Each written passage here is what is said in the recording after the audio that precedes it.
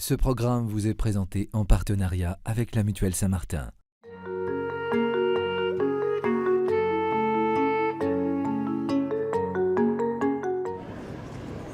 C'est le jour J pour Sébastien Emeril. Il s'apprête à se dire oui devant le maire du 9e arrondissement de Paris. Un moment que monsieur le maire affectionne lui aussi tout particulièrement. C'est le bonheur des maires, MAIRE, d'être associé au bonheur des autres. Dans tous les mariages, je fais beaucoup de mariages, j'adore ça. Il y a toujours ce moment d'émotion avec quelques larmes aux yeux qui montrent que c'est une marche de l'escalier qui comptera dans la vie. Et si vous êtes là ce matin, l'engagement que vous prenez, c'est de construire une communauté de vie. J'insiste beaucoup sur l'article 215 du Code civil qui dit « Vous vous engagez à construire une communauté de vie ». Je ne suis pas directeur de conscience, je n'ai pas à savoir laquelle, mais l'engagement qui est pris devant les lois, c'est ça. C'est un engagement mature, ça se fait devant le maire, dans la maison commune qu'est la mairie. Voulez-vous prendre pour époux devant les lois de la République Sébastien Jean-Pierre Coutière, ici présent? Oui.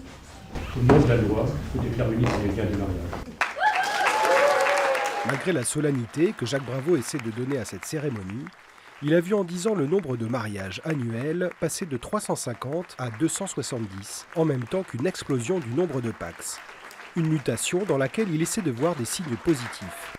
À côté de maintenant, on est à 270 mariages. Il y a 430 PACS, presque le double. Et ce que je remarque surtout, c'est le total des deux, qui fait 700. Pour moi, le facteur très positif, c'est le doublement du nombre de jeunes qui veulent consacrer leur union d'une certaine manière. Si le nombre de mariages en diminution depuis des décennies est accompagné d'une augmentation exponentielle du divorce et du concubinage, la nouveauté depuis 10 ans est l'arrivée du pacte civil de solidarité. Ce partenariat contractuel, qui a démarré timidement à l'aube des années 2000, connaît aujourd'hui un engouement important auprès des couples hétérosexuels, au point qu'on compte en 2010 3 PACS pour 4 mariages. Et si le PACS et le mariage semblent de plus en plus se confondre, c'est peut-être que ce dernier a perdu de sa substance en devenant une forme d'union parmi d'autres. Et cela, beaucoup s'en inquiètent.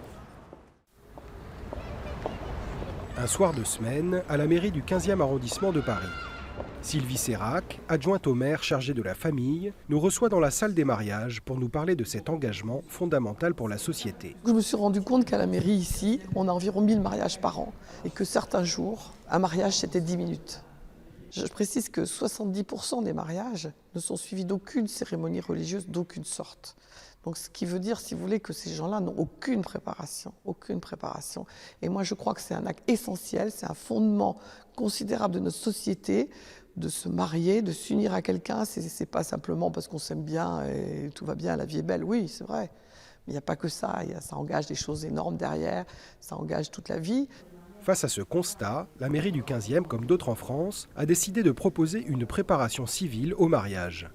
Des bénévoles de l'association Cap Mariage accueillent ainsi les fiancés qui le souhaitent, comme ce soir-là, un jeune couple venu un peu par hasard. C'est bien de personnaliser le mariage civil, parce que sinon c'est vraiment une simple formalité.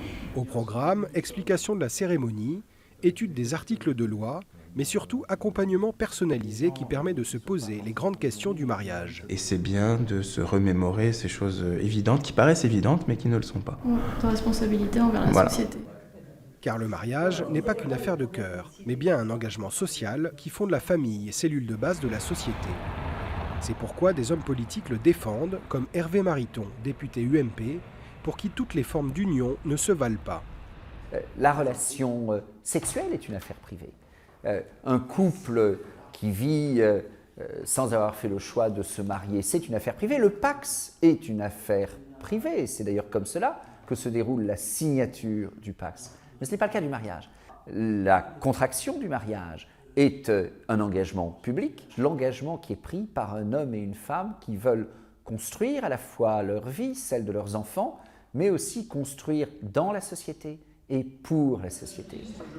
Pour ce député, c'est donc le rôle des politiques de favoriser la construction de familles durables. Dans une époque où on parle de développement durable, il est assez curieux de considérer que l'environnement, que la biodiversité, que la nature doivent être regardées avec une exigence de durée et que les relations de personnes et que la relation à l'égard de l'enfant se ferait en dehors de cela. Il est important que la République reconnaisse que le mariage, par son ambition de durée, est heureux à la société, parce qu'il fait que les enfants qui viendront ont moins de risques de précarité, de pauvreté, de délinquance, d'échec scolaire, parce que dans le couple, une solidarité est assurée.